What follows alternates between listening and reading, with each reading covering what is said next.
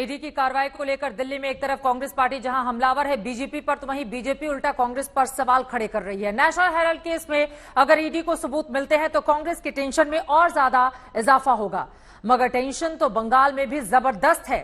आज तो दीदी के पार्थ पर एक महिला ने चप्पल चला दिया। महिला ने चप्पल तब चलाया जब पार्थ जांच के लिए अस्पताल लेकर जाए जा रहे थे।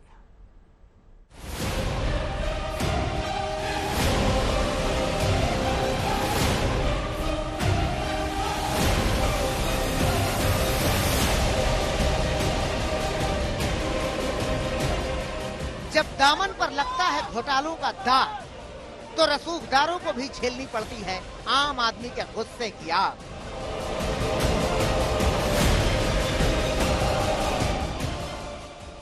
कभी सरकार के सबसे खास रहे शख्स की बेइज्जती की जाती है, सरेआम यूं पार्थ चटर्जी पर चप्पल फेंकी जाती है। ईडी की टीम पार्थ चटर्जी का मेडिकल कराने अस्पताल पहुंची थी। रोजाना की तरह यहाँ पहले से ही लोगों की भीड़ जमा थी। इस बीच भीड़ में शामिल एक महिला का गुस्सा भड़क गया। पार्थ चटर्जी की ओर उसने चप्पल फेंक दिया। কেন বাচ্চা চট্টোপাধ্যায়কে জুতো ছুঁড়ে মারলেন কেন? শুনুন, আমার পেশেন্ট অসুস্থ, আমি ওষুধ আনতে আসছি, আমাকে ছেড়ে দিন, আমি ওনাকে জুতো মারতে আসছি, জুতো মেরে আমি খালি পায়ে ঘরে যাচ্ছি। কেন কেন কেন জুতো মেরে দিতে জানেন, আপনারা জানেন না?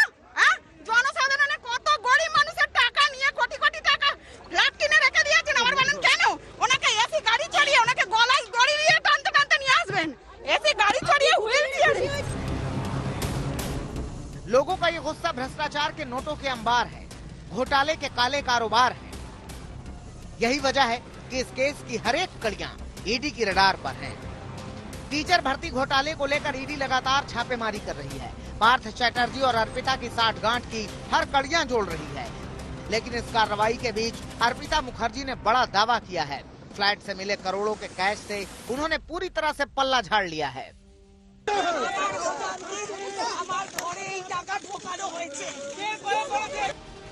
पार्थ चटर्जी भी बार बार एक ही बात दोहरा रहे हैं। ईडी की कार्रवाई के पीछे बड़ी साजिश बता रहे हैं,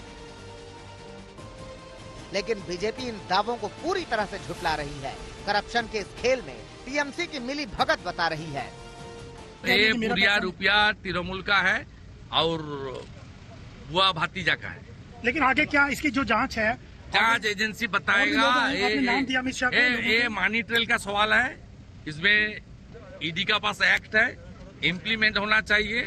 किंग पिन से लेकर जो गांव से जो रुपया कलेक्ट किया कलेक्टर, उसका खिलाफ भी सेम एक्शन पीएमएलए के अंदर होना चाहिए। ईडी की कार्रवाई के बीच दिल्ली में शुभेंदु अधिकारी ने गृह मंत्री अमित शाह से मुलाकात की।